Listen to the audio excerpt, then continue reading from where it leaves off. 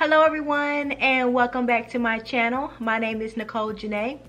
In today's video, I'm going to be sharing with you all my 10 healthy hair growth tips and the reason why I cut my hair almost 4 inches. So if you're interested in finding out, then please keep watching.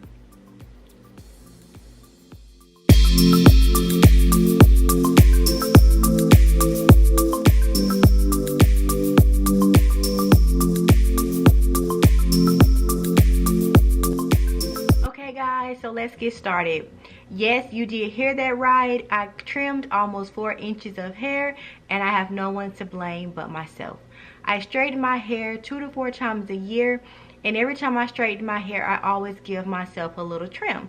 Well, I straightened my hair this past December 2018, and I cut off about 1 inch. And then I went back curly and was wearing my natural hair about a week later. Well, once I was curly, I wasn't happy with the way that my curls were looking. I wanted more volume, I wanted layers, I wanted a different cut. So I called my beautician, or the person that I normally use to trim my hair, and she was unavailable. So I decided that I could cut my hair myself. Now, I've been natural about 6 years and I am comfortable with cutting my hair. I've cut my hair when it's been in twists, and I've cut my hair when it's been straight. I've cut my hair when it's been curly. Now, I've never cut my hair as much as I did this time, and when I was cutting my hair those times, I was just cutting off a little bit of the dead ends, or if I was doing a twist out and my ends weren't coiling the way I know that they should be coiling, I would get some scissors and I would just snip it off. This time I decided that I wanted to attempt to cut my hair in layers myself. I don't know what possessed me, what gave me the confidence, but it was an extreme fail. So I began to cut my hair, and it was in its naturally curly state, and I was trimming over here, trimming over there. Really didn't know what I was doing, but I continued to cut because I still wasn't getting the desired shape that I wanted. I never ended up with that desired shape, but so I just kind of gave up, really. And then I noticed one day when I was styling my hair that when I was, finger detangling and things like this part of my hair was literally like down here, and this side over here was a lot shorter. It was like barely touching my armpit. So somehow I had managed to cut my hair and make it extremely uneven.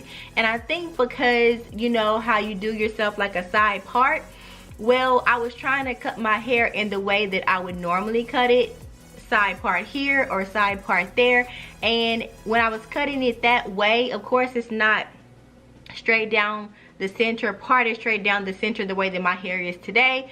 So I was definitely cutting more on one side than the other. So fast forward to February, and I really needed to see how much damage I had done because it was very apparent to me that my hair was extremely uneven. I flat ironed my hair and I was shocked. I literally had about almost 2 inches of length on this side that was not on this side. So I had to get it fixed. Now, I'm not gonna lie, my first instinct was just to take my own personal scissors again and try to even up what I had done. But this time, I didn't do it. I actually called a professional. So I went in February and said, listen, I've been cutting my hair the month of January, I know, about 6 times. Just whenever I felt like I had the urge to cut, I would go in the bathroom and just cut my curls away. And like with curly hair, I really didn't think I was cutting that much, but curly hair kind of spirals up, so you're not really thinking about or aware how much hair you're actually cutting. Well, needless to say, I did tell her, just even me up. Whatever that means, if it's another couple inches or whatever it is, I need to start off with my hair straight. I need a nice, clean, blunt cut to start off fresh. So that's what she did, and she cut off about 2 more inches of hair. So total since December, I've had about 4 inches of hair cut. So this is where my hair is right now. I'll definitely show you guys a little bit closer up.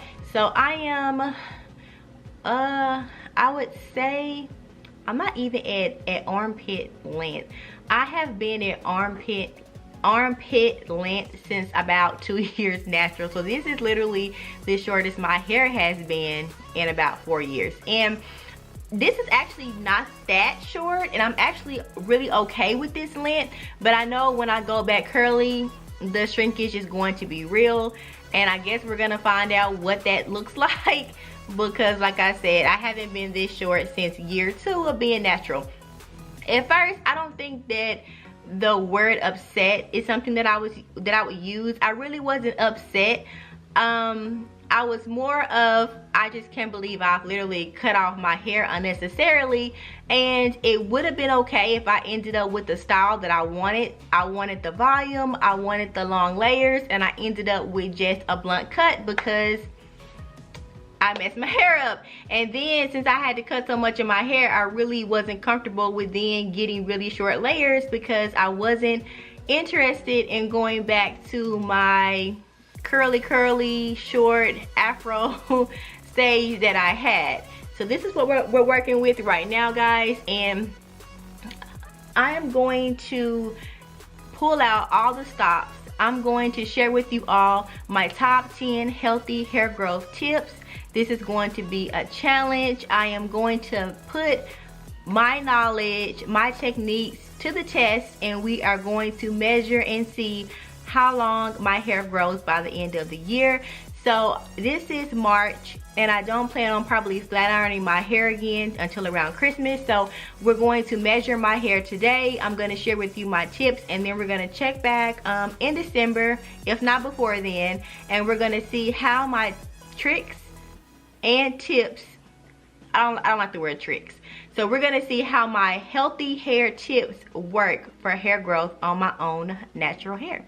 So if you are ready to find out my top 10 healthy hair growth tips, then please keep watching.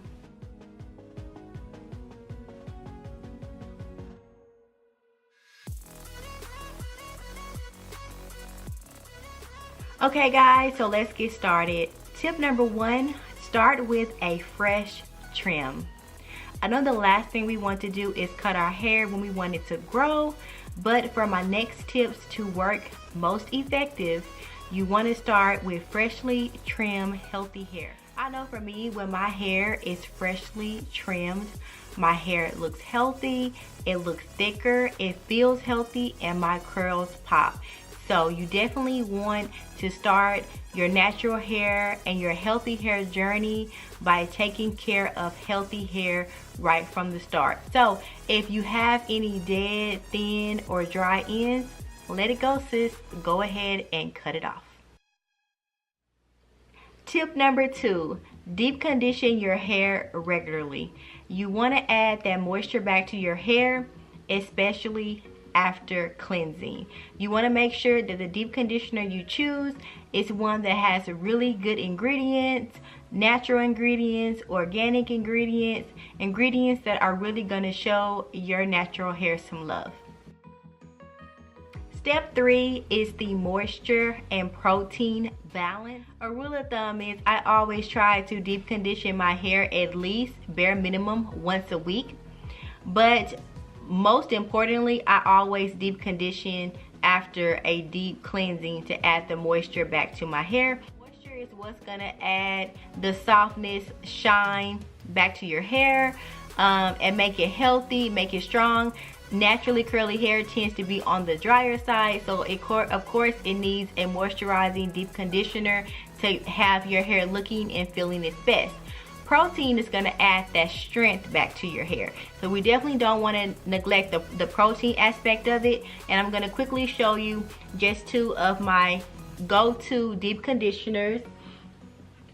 The one that I go to for moisture is the Shea Moisture Manuka Honey and Mafira, hope I said that right, oil intensive hydration hair mask with African rock fig and babea oil. I'm sure you've probably seen this around. Here it is. I absolutely love this deep conditioner. This has been in my hair regimen for several years.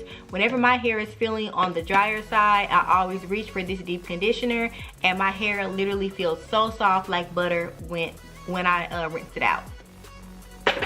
A new product, not so new, but I've been using this for about 6 months, and it's the Mielle Babesu and Mint Deep Conditioner.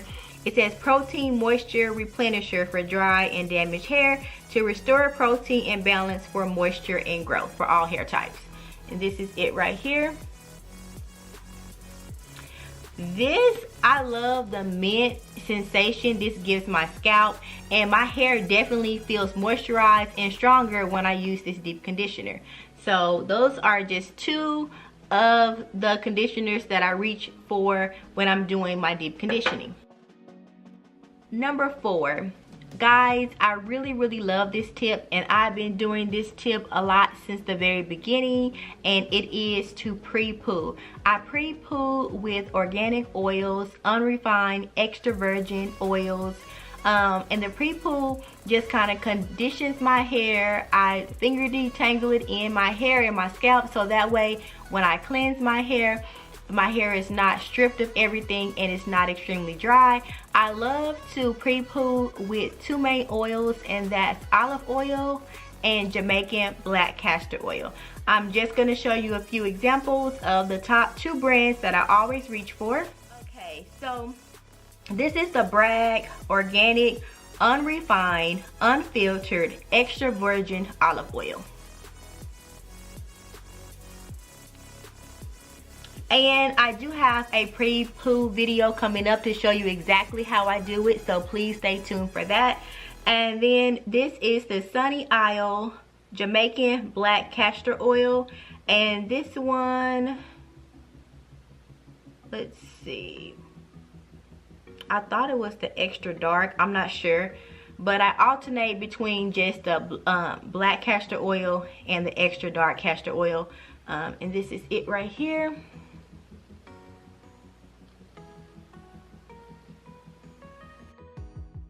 Tip number 5.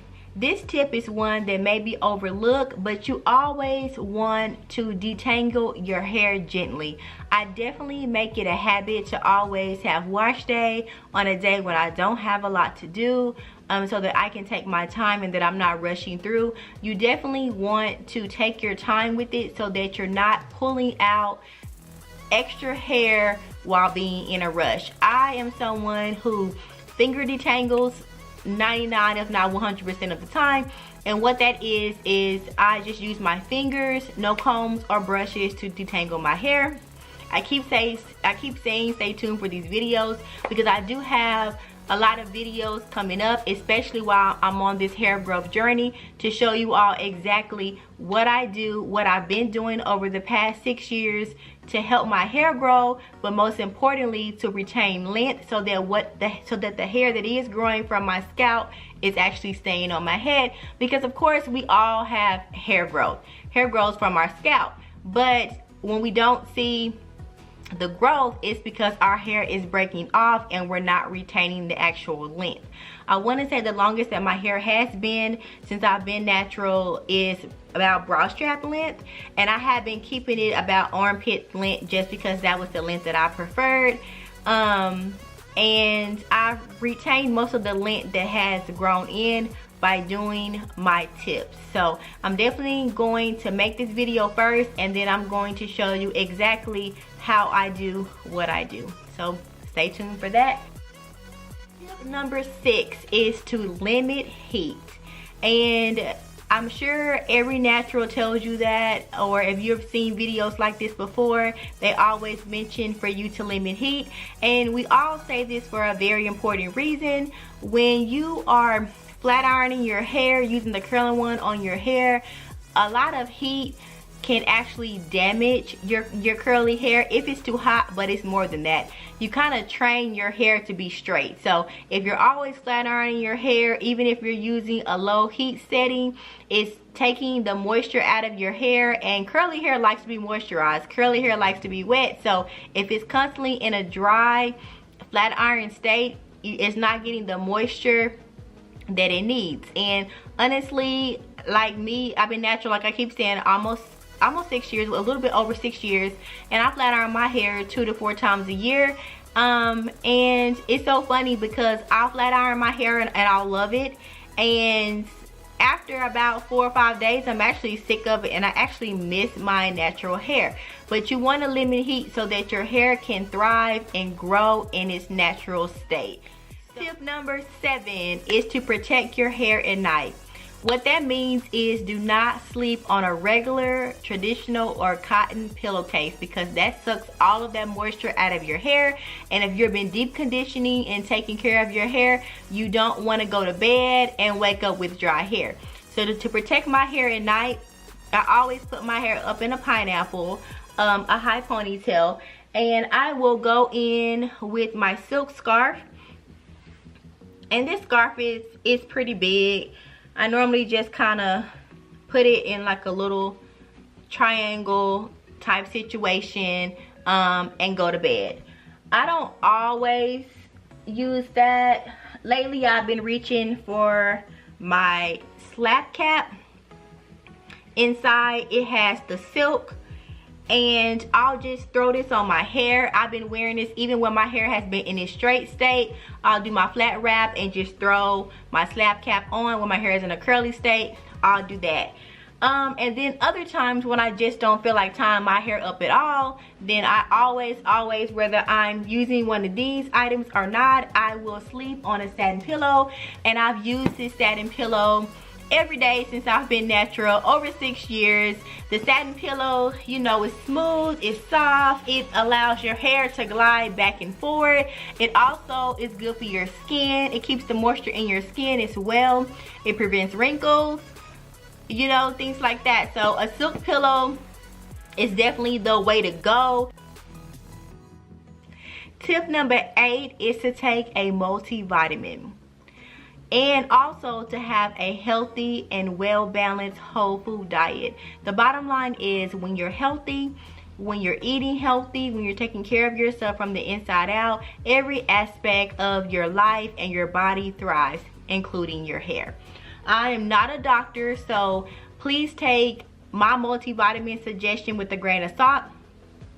But the multivitamin that I have been using for several years, it is this one by Garden of Life Vitamin Code Raw Whole Food Multivitamin. And this one is vegetarian, gluten-free, raw, dairy-free, non-GMO. And I reached for this mainly because it's a whole food multivitamin. And when it says whole foods, it means whole foods. Like, there's some things in here like raw organic food and vegetable blend. Some things besides your daily dose of what you need, the vitamin A, C, D, E, F, folate. And there's a difference between folic acid and folate. It's very important for women. This one has folate. Biotin, which is good for hair growth, but it has organic fruits and vegetables such as organic apple, organic beet, organic broccoli, stalk and flower. Organic tomato, organic strawberry, organic bell pepper, organic cauliflower, organic kale, organic cucumber, organic asparagus, all of that. And I didn't even mean to make this video about these vitamins, but guys, I've been using this brand of vitamin for about 2 years now, and I can definitely tell on the days that I don't take it because I lack the energy.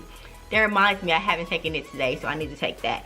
But if you can see the vitamin there, you can actually, it looks like a powder, and the fruits and vegetables are like ground up in this. Like, this is some really good stuff, and I can actually open this vitamin up and I can put it down inside of a juice or a smoothie. I normally just take it with water though, but I wanted to point out that this does look like a big pill. So if you're someone like me who used to be have a phobia as far as taking pills, you can actually open these vitamins up and put them down inside of a smoothie so that you're still getting the benefits of it. So I'm definitely gonna get back on my multivitamin game. I keep these year round, I take these year round, but you know, some days you just forget. But on this healthy hair journey, I'm definitely going to make sure that I am taking my multivitamin every single day, because when I come back and do my length check at the end of the year, I definitely want to make sure that it's because I have been taking my 10 steps very seriously and basically implementing them throughout.